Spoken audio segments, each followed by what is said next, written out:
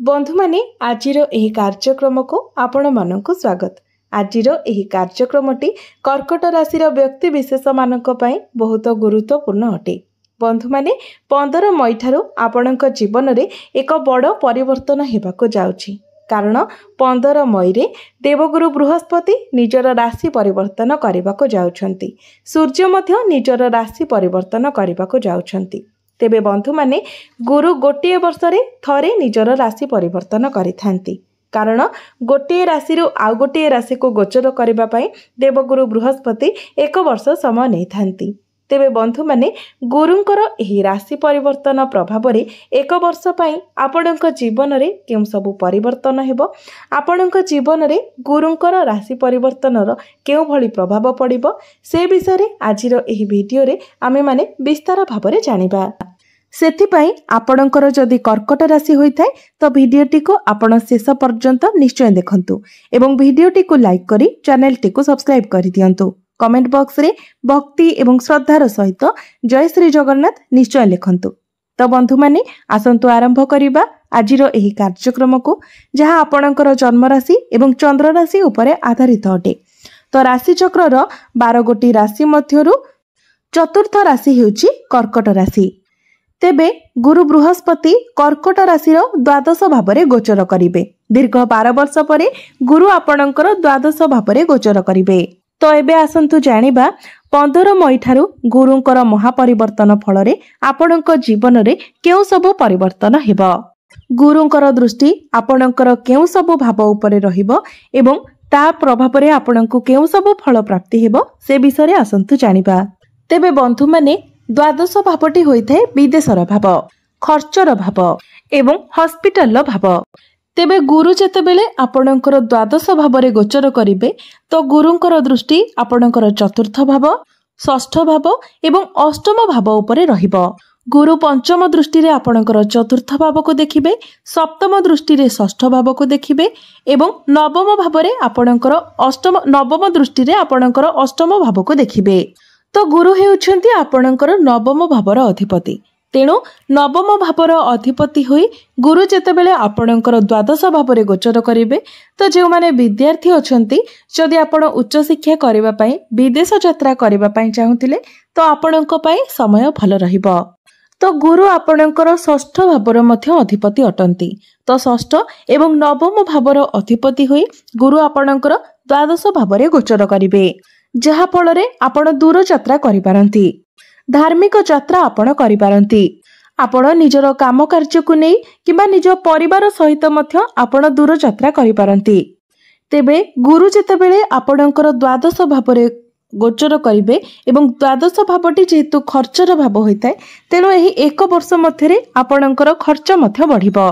तो एमितिरे तो आपणकर शनि अढेई समाप्त होई सारिछि, किंतु गुरु जेतेबेले आपणकर द्वादश भावरे गोचर करिवे तो आपणकर खर्च बढ़िबो। तेबे आपण शुभ कार्य रे खर्च करिवे, धार्मिक कार्य रे आपण खर्च करिवे। तो गुरुंकर दृष्टि जेतेबेले आपणकर चतुर्थ भाव उपर को रहिबो तो आपण घर परिवार रे किछि रेनोवेट करबाकू चिंता करि पारंती, घर बदलाइबाकू मध्य आपण चिंता करि पारंती। तो सेमानंको पई गुरुंकर एही राशि परिवर्तन बहुत भल रहिबो जे माने घर बदलाइबाकू चाहुथिले।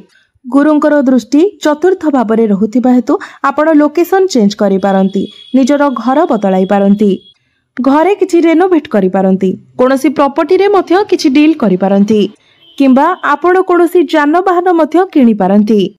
तो विशेष करी प्रॉपर्टी रिलेटेड जिनिस रे आपण डील करि पारंती। तो बंधु माने आपणको एठारे किछि विशेष कथा प्रति ध्यान रखिबार अछि।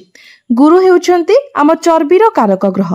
तो गुरु जेतेबेले द्वादश भावरे गोचर करिवे तेणु आपणको निजर खाद्यपेय प्रति विशेष ध्यान रखिबार अछि।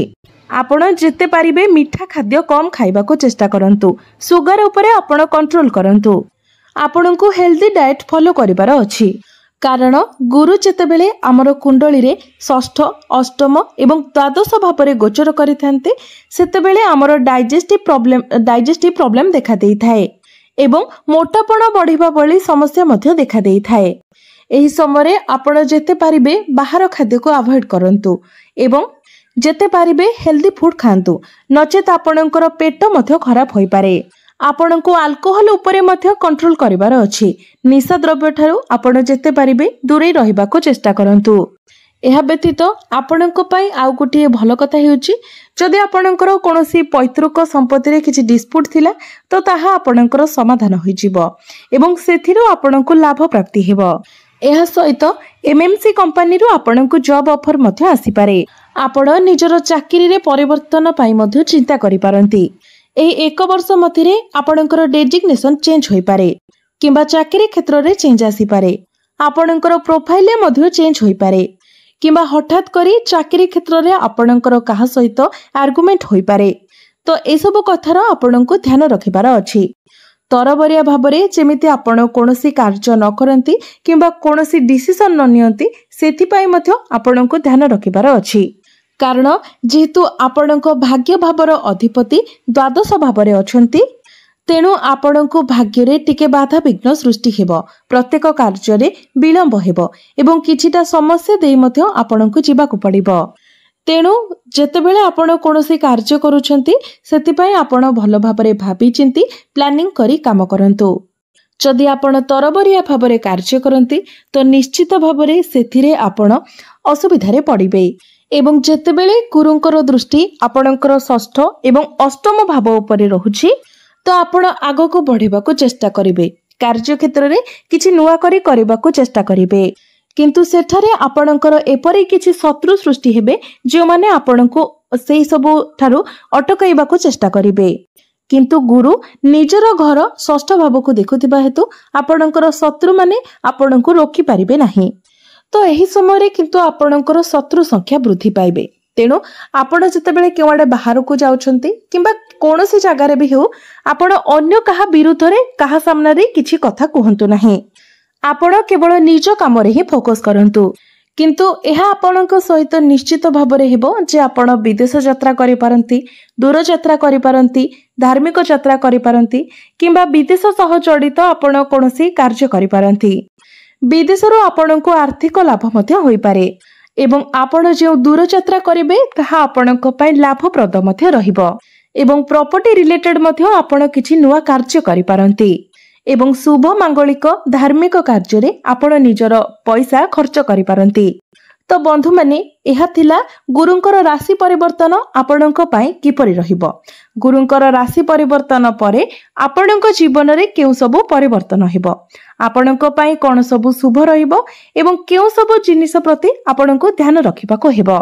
तो बंधु माने एबे आसंतु जानि नेबा किछि उपाय विषय रे जे उपाय गुडी को करबा तरा आपणकर जहा सबु अशुभत्व रहउची से सबु खंडन हेबो एवं आपणको अधिक मात्रा रे शुभ फल प्राप्ति हेबो। सेथि पई आपण प्रत्येक दिन गुरुंकर बीज मंत्र 108 थर जप करंतु। प्रत्येक दिन आपण विष्णु सहस्र नामर मध्य पाठ करंतु। प्रत्येक दिन आपण हनुमान चालीसार मध्य पाठ करंतु एवं प्रत्येक दिन आपण उदित सूर्य को तंबा पात्र रे जलार्घ्य अर्पण करंतु। निश्चित भाबरे जहा सबु अशुभत्व रहुची सेगुड़िक खंडन होई आपनको अधिक मात्रा रे शुभ फल प्राप्ति हेबो।